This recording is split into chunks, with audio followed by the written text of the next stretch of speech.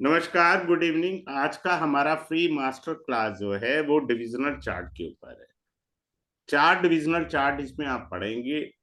पहला है D9, then D10, then D2, then जो है आपका D30। हमारी प्रॉब्लम्स, हम गलतियां करते कहाँ हैं? बहुत सारे, मैं इनडायरेक्ट तरीके से आदमी को बता देता हूँ ये आपका मिस्टेक एरिया है, परंतु मैंने अपनी कंसल्टेंसी में ये देखा है लोग स्वीकारते नहीं। अपने 24 साल के एक्सपीरियंस में मुझे पता लग जाता है ये गलती एरिया है।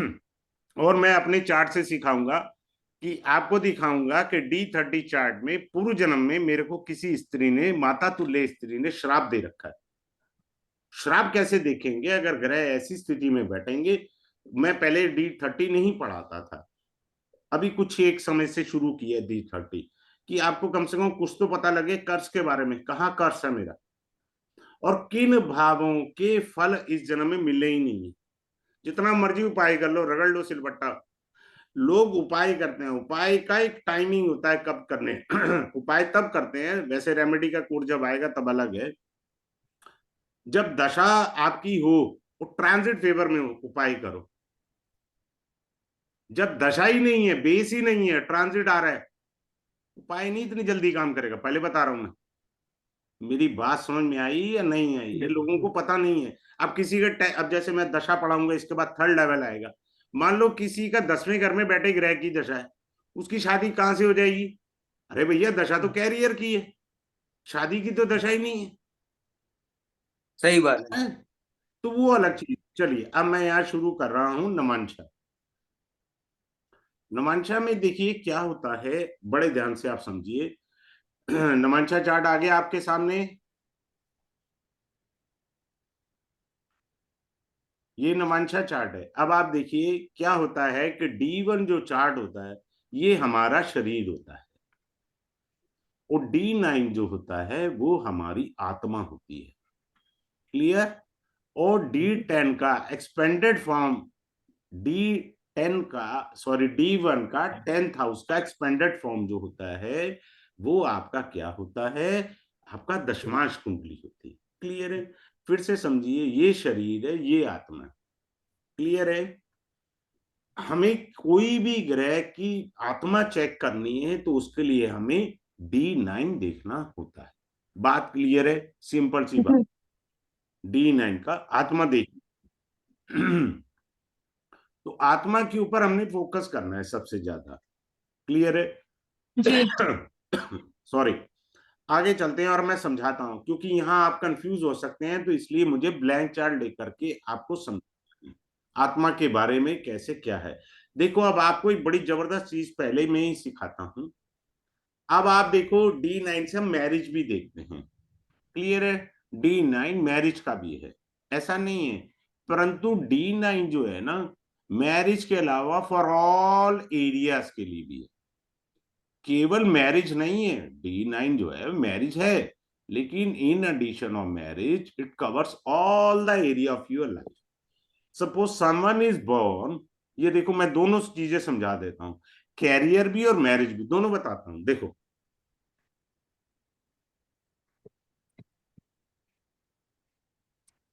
मान लो द लग्न lord sitting in the third Baba Mangal, right? Seventh Lord sitting in the शुक्र जो है वो सेकंड हाउस में बैठ गया। हम्म। अब ये बड़ा अच्छा दिख रहा है हमको कि लग्न lord sitting in the third बाबा पराक्रम के घर में बैठा, बहुत अच्छी बात है। सेवंथ का लॉर्ड जो है वो स्वराशि का होकर के सेकंड हाउस में बैठा है, बेड़ा घर का। ये कैसे दिखाता हूं।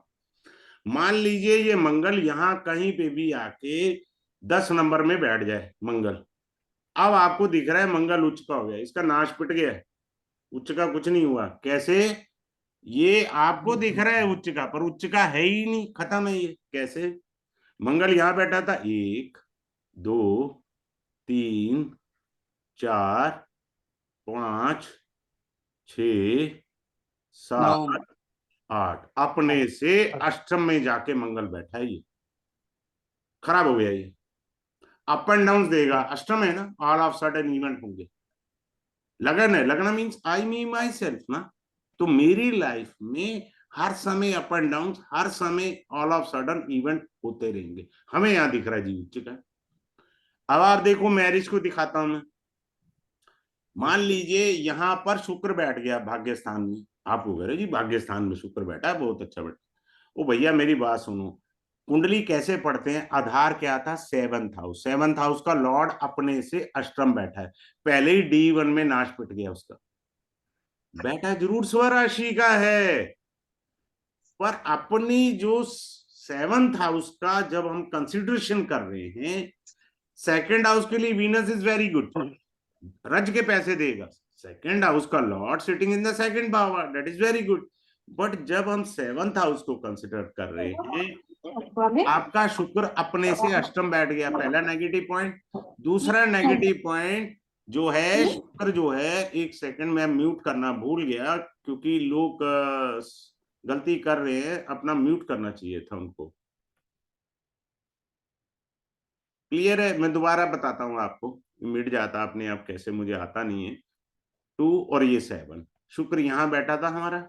हमने कहा कि यहाँ D9 में शुक्र यहाँ बैठ गया धनु राशि में, यही लिख रहा था भाई साहब। 1 2 3 4 5 6 7 8, ये देखो 7 8 और 9, ये फिर अपने से अष्टम बैठा, ये अष्टम बैठ गई। इसका ज्यादा नाश पिटा एज कंपैरिजन टू द लग्ना। लग्ना is sitting over here in the 3rd bhava, courage. Here I said the lagna lord sitting in the 10th house as an exalted, लेकिन वो अपने से अष्टम था, पर ये डबल अष्टम है, 7th लॉर्ड। मैरिज खत्म, 2 मैरिज का योग बन जाता है, ऑलमोस्ट 2 मैरिज का योग बन गया। वैसे भी ये ड्यूल साइन में आके बैठा है, ड्यूल साइन है, 9 जो है वो ड्यूल साइन है। क्लियर? डबल अष्टम हुआ, मैरिज खत्म। तो हमें आत्मा में जाके चेक करना है, वो शरीर से आत्मा में कहां बैठा है ग्रह। अगर आत्मा में वो गलत बैठा है, तब तो भैया बहुत दिक्कत है। बात क्लियर है? सिंपल सी बात है। अब एक और पॉइंट किया आता है कि ग्रह नमाश कुंडली के अंदर मित्र राशि में बैठा है या उच्च का होके बैठा है, अगर स्थिति ठीक है तब अपने से अष्टम, षडाष्टक और द्वितीय भाव 6 8 12 का अगर रिलेशन है तब तो पुअर है। इन रिलेशन को छोड़ के 6 8 12 को अगर ग्रह मित्र राशि, स्वराशि, उच्च का होके बैठा है, अथाह पावर आ गई और राजयोग आ गया, बहुत बढ़िया राजयोग आ गया और पावर आ गई ग्रह के अंदर एक किस्म से। क्लियर? फिर इसके बाद आता है पॉइंट वर्गोत्तम का। वर्गोत्तम वैसे तो मूलतः एक प्रकार का होता है, कुछ 2 टाइप के भी वर्गोत्तम ले लेते हैं। कैसे 2 टाइप के वर्गोत्तम होते हैं? मान लीजिए यहाँ 3 नंबर में शुक्र बैठा है। क्लियर है? यहाँ 3 नंबर में शुक्र बैठा है। बात क्लियर है?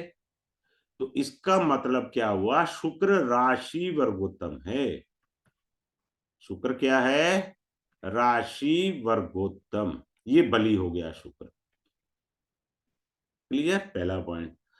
अब दूसरा पॉइंट हम ये कह रहे हैं, शुक्र यहां बैठ गया, मान लीजिए, जरूरी नहीं है इस राशि में है, हमने बिठाया 9 नंबर में शुक्र बैठा दिया, क्योंकि यहां पर भी 4th हाउस में है, यहाँ पे भी वो 4th हाउस में है, तो इसको कहेंगे भाव वर्गोत्तम। भाव पहला राशि था, दूसरा भाव वर्गोत्तम। बात क्लियर हो गया? अच्छे समझ आ गया आप सबको? सिंपल सा था। यहां से हमने पहला लिया राशि वर्गोत्तम, 3 नंबर साइन यहाँ था, 3 नंबर साइन यहाँ था। फिर हमने कहा 4th हाउस में यहाँ बैठा है, 4th हाउस में यहाँ बैठा है। तो जब एक तो भाव वर्गोत्तम होता है, एक राशि वर्गोत्तम होता है। बात क्लियर हो गया? सिंपल सी बात है, कोई रॉकेट साइंस नहीं है। अगर आप समझना चाहते हैं तो इजी है, लेकिन अगर मुझे कॉम्प्लिकेटेड वे में पढ़ाना है तो वो कॉम्प्लिकेटेड हो जाएगा आपके लिए समझने में। तो मैं इजी वे में चलता हूं और मैं क्लास में किसी को म्यूट नहीं करता। सिंपल सा मेरा प्रिंसिपल है। दूसरा मैं ये बताना चाहूंगा, इंपॉर्टेंट पॉइंट वो ये है कि ये कोर्स स्टार्ट होगा कल, आज 17 तारीख है, कल 18 तारीख है, 18 मार्च 2024 को ये क्लास होगी 7 से 8, 7 to 8 PM। और डेली होगी ये क्लास, मंडे टू फ्राइडे। आपको इसकी लाइफ टाइम रिकॉर्डिंग मिल जाएगी सारी जिंदगी के लिए। जिनको ई सर्टिफिकेट चाहिए, सरकारी नौकरी लेनी है वो ले लें, वैसे ज्ञान सदैव पूजनीय होता है। ई सर्टिफिकेट वो चाहिए तो वो हो जाएगा। सबसे इंपॉर्टेंट पॉइंट, मैंने इस बार फीस रिड्यूस किया हुआ 2, 3, 4, 5 ओनली द फीस। लेकिन जो आपको टेक्निक मिलेंगी वो क्लासिकल एस्ट्रोलॉजी है। मेरा शनि 9th हाउस में है, I love to teach only the classical astrology, that's all. एक होती है राहु वाली एस्ट्रोलॉजी, आप समझ गए। अगर राहु वाली एस्ट्रोलॉजी नहीं, क्लासिकल सूत्र आपको पता है, आप कभी मार नहीं खा सकते। आप अपनी तरह से कितने नए सूत्र बना देंगे, अगर आपको सूत्र क्लियर हो गए। आप सूत्र खुद बना सकते हैं, बशर्ते आपको क्लियर हो। अब आते हैं कि D9 के अंदर और D1 के अंदर, मान लो किसी का यहाँ राहु या केतु बैठा है, यहाँ पे भी राहु या केतु बैठ गया, भाई साहब नाश पिट गया दोनों जगह में। वाई? आपका शरीर भी इफेक्टेड हो गया राहु केतु से, आत्मा भी इफेक्टेड हो गई राहु केतु से। इट मींस बिकॉज ये जो दोनों प्लेनेट हैं राहु केतु, बेसिकली तो एक ही हैं, राहु केतु बोला जाता है। You are carrying a lot of karmic debts from the previous birth.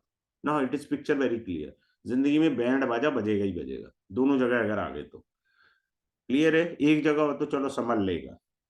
दूसरा पॉइंट क्या है कि आप ये देखिए D9 के अंदर, इफ द लग्ना Lord, this is your lagna, the lagna lords either sitting in the lagna itself or the 4th house or the 7th house or the 10th house. I have written houses, not the rashis.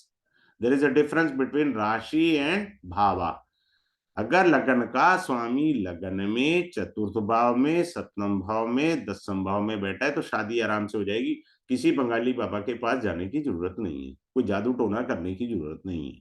You will get Mary at a time. अगर affliction में है तो थोड़ा सा देरी हो सकती है, वो अलग बात है। बात क्लियर? सिंपल सी बात है। अब मान लीजिए किसी का शनि D1 में वक्री है। Suppose someone is having Saturn as retrograde in the D1 और D9 में भी वो वक्री आ जाए। क्लियर है? D9 में भी वक्री आएगा, बट नेचुरल है, कहीं पे भी आए उसने वक्री ही होना। ऐसा नहीं है कि यहाँ वक्री है तो यहाँ वक्री नहीं होगा, कहीं पे भी आ जाए। शनि वक्री है, मैं लिख नहीं रहा हूं जानबूझ के, कहीं पे भी 12 भावों में।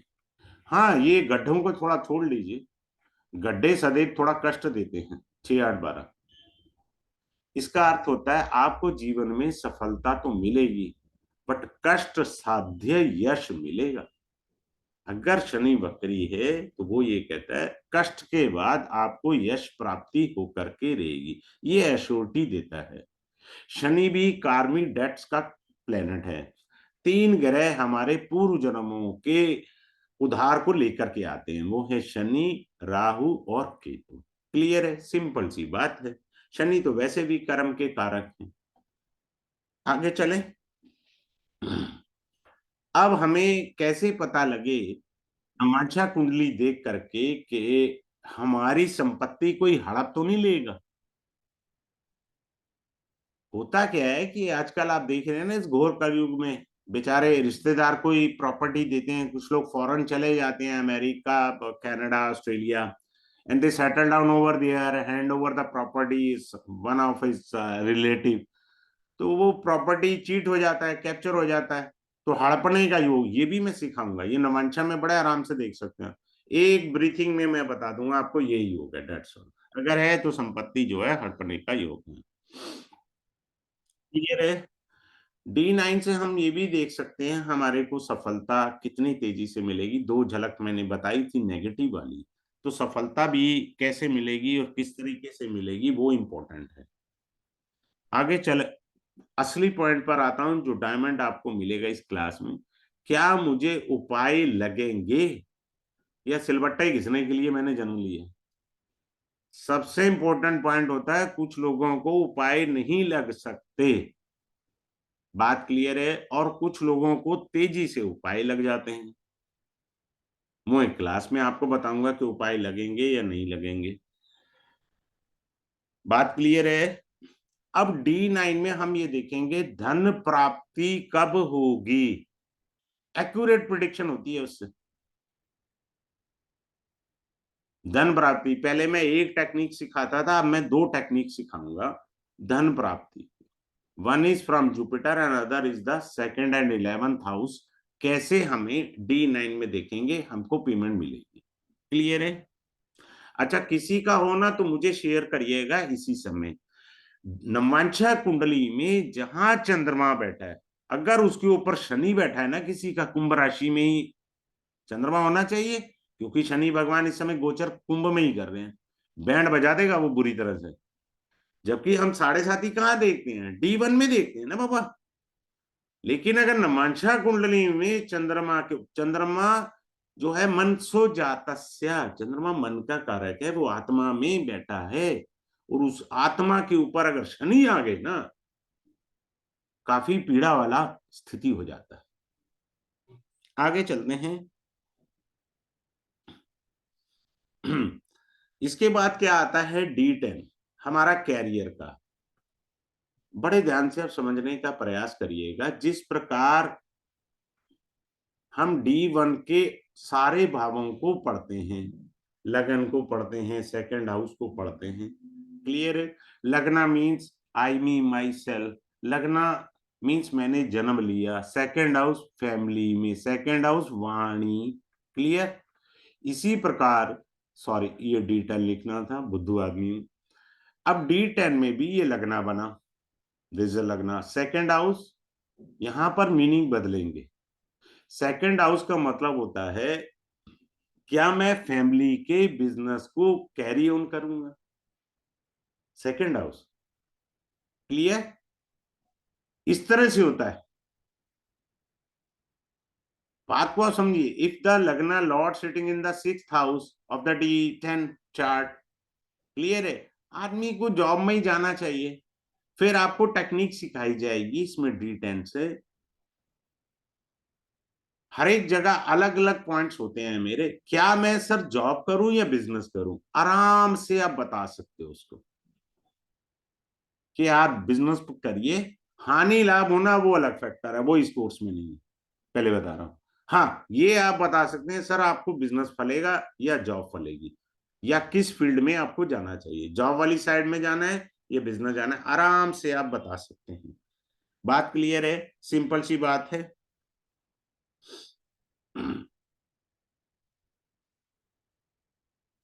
D1 और D9 के अंदर ना एक चीज छूट गई थी मेरी। क्या छूट गई थी, अगर शत्रु ग्रह वर्गोत्तम हो गया ना, मान लो किसी का मेष लगन है और बुध वर्गोत्तम हो गया, बुध तो शत्रु है ना मेष का, मंगल और बुध में शत्रु है। अगर शत्रु ग्रह वर्गोत्तम है तो अत्याधिक पीड़ा दे देगा जब उसकी दशा आएगी। दशा का मेरा इसके बाद 3rd लेवल आएगा, फिर भी मैं बता रहा हूं आपको। अब लोग लव अफेयर मंगल मंगल और शुक्र से देखते हैं, मैं आपको पढ़ाऊंगा कि जुपिटर कितने तगड़े वाले लव अफेयर देता है। मंगल शुक्र तो फ्री में बदनाम है बेचारे, और लव अफेयर देने वाले महाराज हैं बृहस्पति देव। वो हमें सीखना है अलग अलग तरीके से, वो नमांशा में देखेंगे। बात क्लियर है। आगे चलते हैं और इसको समझने का प्रयास करते हैं। D10 के अंदर हमें, मैंने अभी आपको D10 शुरू किया था, मैंने कहा लगना Lord sitting in the second house, it might be possible the person may carry on the business of family. Secondly, second house क्या है, जैसे हम D1 के 12 भाव पढ़ने हैं ना, 12 भाव, वैसे ही इसके अलग मीनिंग है D10 के, ये बहुत इंपॉर्टेंट है। सेकंड हाउस क्या है, एक तो मैंने कहा, फिर से रिपीट कर रहा हूं कि फैमिली बिजनेस। दूसरा, जैसे यहां संस्कार है, सेकंड हाउस मेरे संस्कार, यहाँ पे भी संस्कार है, पर यहाँ और वहां के संस्कार में फर्क आ गया। यहाँ पे संस्कार जो मेरे पूर्व जन्म के आए, क्या मेरे संस्कार जॉब वाले ज्यादा आए हैं, क्या मेरे संस्कार बिजनेस वाले आए हैं, मेरे संस्कार आए किस चीज के हैं, यानी मेरे को कितनी अच्छी बाय बर्थ नॉलेज है। कुछ लोगों के दिमाग में होता है ना, पैदाइशी बिजनेसमैन होते हैं, संस्कार लेकर आया वो बिजनेस के। इस तरीके से हमने पढ़ना है। क्लियर है? अब केंद्र स्थान होता है सुख का। ये केंद्र स्थान होता है लगना, fourth house, seventh house and tenth house. ये बताते हैं आपके जीवन के सुख को। सिंपल सी बात है, तो सुख को बताएंगे। और छठा घर, आठवां घर और 12वां घर, ये गड्ढे यहाँ पीड़ा देते हैं। ये बात समझ लीजिए, ये पीड़ा वाले घर है। अब आपको मैं एक और अच्छी चीज सिखाने जा रहा हूं। D10 के अंदर suppose 10th Lord any planet, कोई भी ग्रह हो सकता है, सिटिंग इन द लगना। 10th Lord of the D10 sitting in the लगना मीन्स जातक स्वयं से अपने बलबूते पर जीवन में आगे बढ़ेगा और आगे बढ़ रहा है। उसका कोई गॉड फादर नहीं है। बात क्लियर है या नहीं है? अब D10 में 9th हाउस जो होता है वो क्या बताता है? सपोज आप ऑफिस खोलते हैं, जब बिजनेस करते हैं, जैसे मैंने कहा ना अभी आपको 12 भाव बताने हैं, वैसे ही बता रहा हूं। अब 9th हाउस क्या बताएगा? आपका ऑफिस का या आपने फैक्ट्री खोली है तो उसका टाइम टेबल क्या होना चाहिए? 9 बजे फैक्ट्री खुलेगी या ऑफिस खुलेगा? लंच टाइम 1 बजे का होगा या 1:30 बजे का होगा? ये 9th हाउस बताता है D10 का, कि हमको जो बिजनेस है वो क्या, किस तरीके से करना। क्लियर है? सिंपल सी बात है। अगर 10th लॉर्ड 11th में आ जाए ना किसी का D10 में, भाई साहब जयकार है, मोती दान करके होलसेल में आया हुआ है, होलसेल में मोती दान करके आया। अब वो अगर कोई कहे जी मैं तो दान करके आया, मेरा तो कुछ नहीं हो रहा, तो भैया मैलेफिक एफ्लिक्शन है। मेरी आप बात समझ रहे हैं? जितना ज्यादा मैलेफिक एफ्लिक्शन आ जाता है उतनी उसकी पावर रिड्यूस हो जाती है। इस तरीके से हमको पढ़ना है। इसके अंदर आपको पढ़ाया जाएगा 4 ग्रह होते हैं जो बिजनेस को प्रमोट करते हैं, सूर्य, चंद्र, मंगल और राहु। ये 4 ग्रह होते हैं जो व्यापार में आगे ले जाते हैं। क्यों ये आगे ले जाएंगे? भगवान विष्णु के अवतार हैं ये चारों। सूर्य से भगवान श्री राम सूर्यवंशी, चंद्रमा से भगवान श्री कृष्ण चंद्रवंशी, मंगल से नरसिंह अवतार, राहु से वाराह अवतार। तो ये 4 ग्रह जो हैं ये पूर्ण परमात्मा अंश हैं, बाकी ग्रह नहीं है पूर्ण परमात्मा अंश। ये समझ लेना, केवल और केवल ये 4 ग्रह पूर्ण परमात्मा अंश लिए हुए हैं।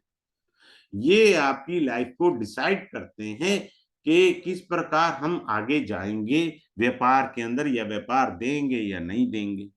बात क्लियर है?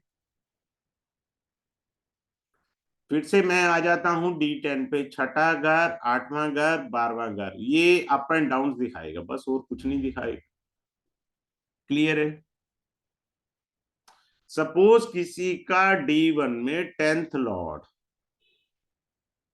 Sitting in the 12th house, same here event happen के 10th Lord sitting in the 12th house. Suppose हो सकता है, ऐसे चांसेस आएंगे। ऐसा जातक जहां जन्म लिया, मान लो कोई आदमी बॉम्बे में पैदा हुआ है, ये बेंगलोर में पैदा हुआ है, दिल्ली में पैदा हुआ है, और वहीं वो जॉब कर रहा है, इसका अर्थ है वो सेल्फ रिजाइन करेगा, खुद से रिजाइन देकर आ जाएगा। तो उसे क्या करना चाहिए लाइफ में स्टेबिलिटी के लिए? जहां जन्म हुआ है वो स्टेट ही छोड़ दे। मान लीजिए कोई दिल्ली में पैदा हुआ है तो बेंगलोर जाके सेटल हो जाए या बॉम्बे सेटल हो जाए, 12th हाउस है। नहीं है तो भैया फॉरेन चला जाए। हर एक के भाग्य में तो नहीं फॉरेन लिखा होता ना। अगर जिसके नहीं लिखा फॉरेन, मान लीजिए कोई दिल्ली में पैदा हुआ है तो नोएडा जाके जॉब करना। तू उत्तर प्रदेश दूसरी स्टेट आ गई, गुड़गांव जॉब करिए, हरियाणा स्टेट आ गई, आप करेंगे वहां ये ग्रह आपको सपोर्ट कर देंगे, पर बर्थ प्लेस वाली स्टेट पर आपको सपोर्ट नहीं करेंगे। समझ आया? सिंपल सा है, कोई रॉकेट साइंस नहीं है। आगे चलते हैं।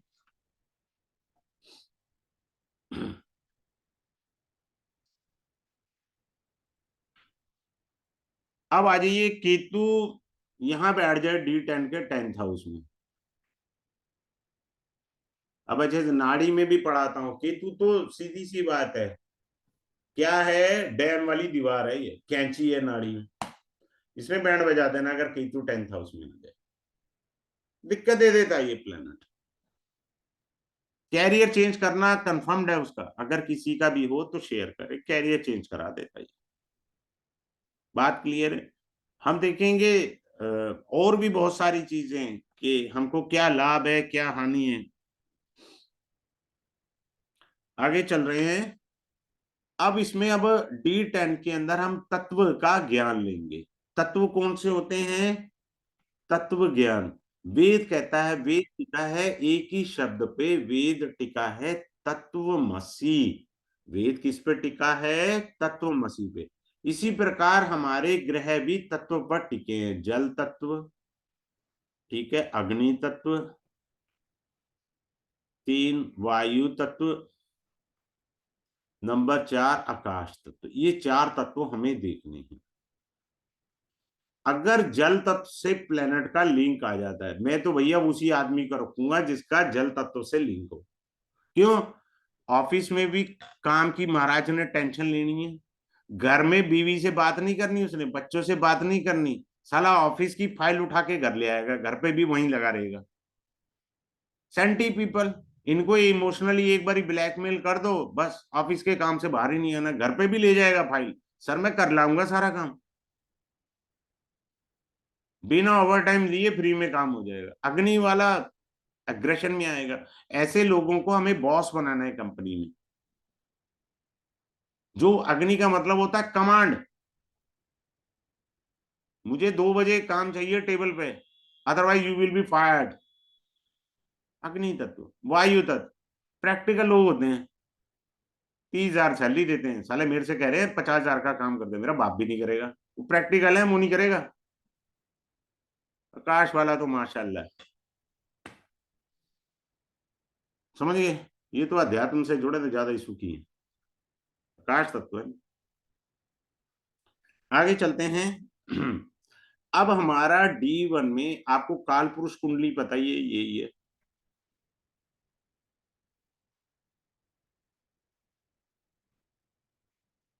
काल पुरुष कुंडली में 10th हाउस में मकर राशि आती है। अब आप अपना D10 चार्ट देखो और देखिए 10 नंबर राशि कहां पर है। आई सेड राशि। बात क्लियर है? अगर ये मेलेफिक अफ्लिक्टेड राशि हो गई है, यानी पापी ग्रह बैठा है, पापी ग्रह देख रहे हैं, तो बैंड बज गया।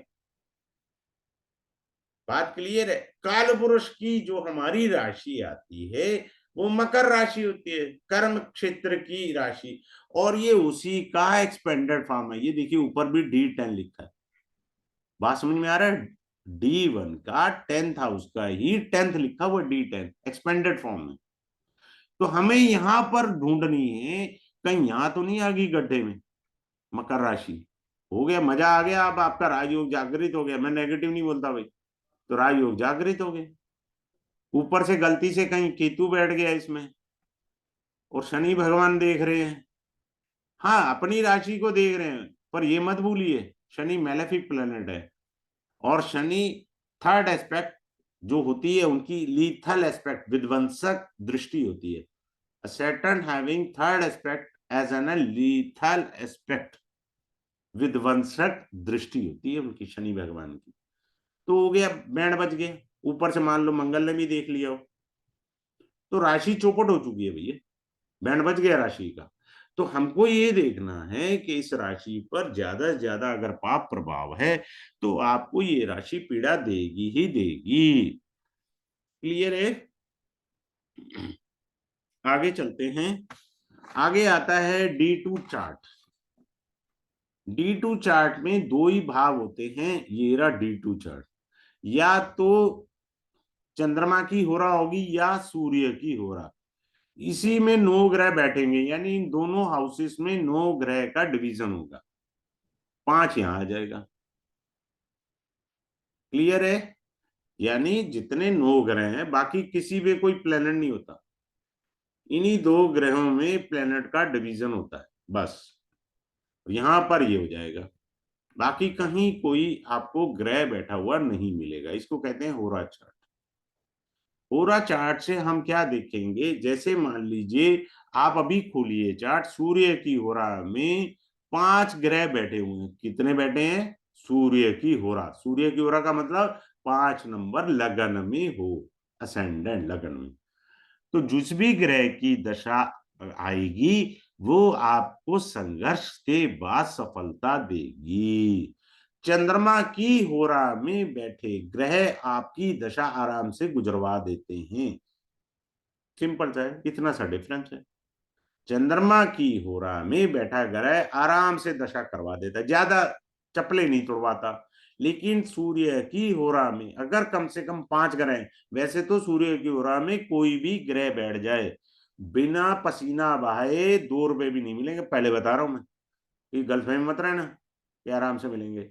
अच्छा, एक कोई ये पूछे, किसी का अध्यात्म में रुचि हो, मान लो किसी का सूर्य यहाँ आ जाए और चंद्रमा यहाँ आ जाए, अगर उसके मन में इच्छा है भगवान को पाने की तो उसे वरदान प्राप्त, ये परमात्मा को प्राप्त करने का भी साधन है। जबकि होरा का अर्थ होता है हमारा कर्म क्षेत्र में मेहनत करके धन आएगा नहीं आएगा, दशा अच्छी जाएगी नहीं जाएगी, वो ये है। बात क्लियर? सिंपल सी बात है। हम अध्यात्म क्षेत्र में भी जा सकते हैं।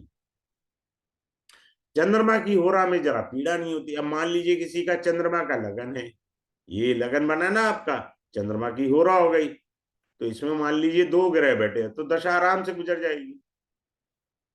क्लियर है? तो हमको ये चीज आराम से देखनी है। फिर आते हैं अपन D30 चार्ट के ऊपर। ये हमारा बहुत सारा लोचा क्लियर करती है D30 चार्ट। हमारे दुर्भाग्य और अरिष्टों को बताता है। क्या बताता है? दुर्भाग्य और अरिष्टों को बताता है। बात क्लियर है? अब इसमें क्या है, लगन क्या है और 10th हाउस क्या है, आप चेक कर लेना, बुरा नहीं मानना कोई भी। 10th हाउस में बैठे ग्रह, कुछ तो बड़ा बता दूं ना आपको, गिफ्ट तो बढ़िया सा दे दूं। ये गलती आप स्वयं से करते हैं बाय इंटेंशन, मत करो ये गलतियां। जो भी ग्रह यहां बैठे हैं उनकी जब जब दशाएं आएंगी आप इंटेंशनली गलती करते हो या वैसे करने की हैबिट बना ली है आपने, और ये आप स्वयं से गलती करते हैं। लगन में कोई ग्रह बैठ जाए, any planet sitting in the लगना, तो आप गलती आपसे हो जाती है ना, वो ग्रह आपसे गलती करा देता है। मैंने सिर्फ अभी गलती बताई है, बाकी तो मैं क्लास के अंदर डिटेल में आपको पढ़ाऊंगा और समझाऊंगा। बात क्लियर है? फिर से समझा रहा हूं, D10 में अगर ग्रह बैठे हैं तो आप गलती इंटेंशनली करते हैं। कैसे? मान लीजिए जुपिटर बैठा है, खाम खा किसी को सलाह चाहिए नहीं चाहिए उसके मुंह पे सलाह दे रहे हो कि किस लिए, तेरे से कहा है किसी ने? अपनी सलाह अपने पास रख।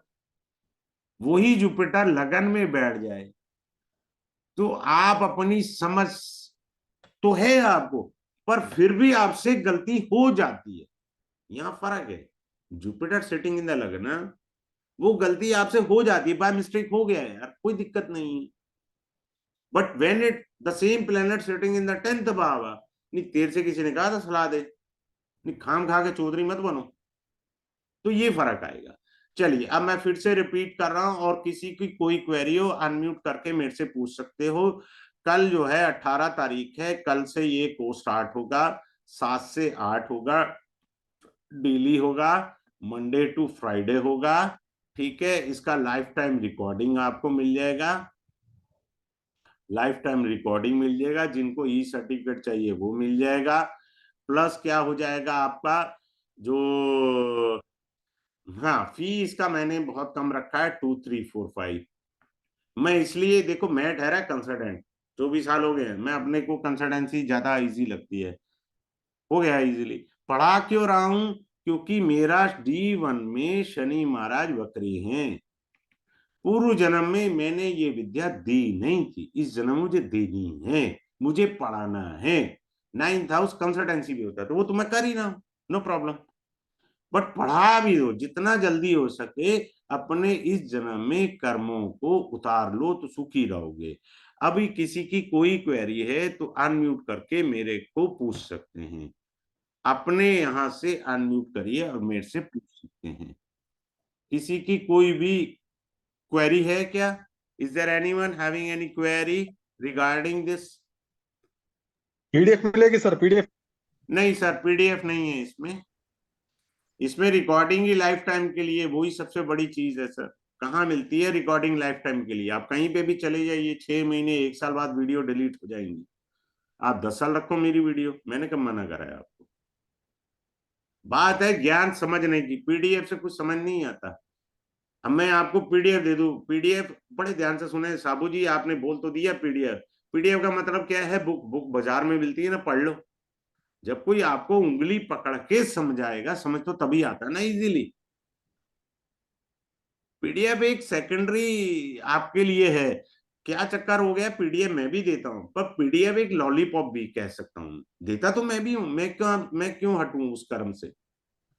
परंतु सबसे सर बड़ी बात है, मैंने आपको पीडीएफ तो दे दी 10 प्रकार की, लेकिन समझा कुछ नहीं पाया, तो फायदा क्या हुआ? मैं आपको अगर पढ़ा नहीं पाया तो मेरी पीडीएफ अर्थहीन है। ये डिफरेंस याद रखिएगा सभी। चलिए ठीक है, have a good day. Thanks a lot for joining this webinar, क्योंकि मेरा नेक्स्ट अभी वेबिनार है न्यूमरोलॉजी।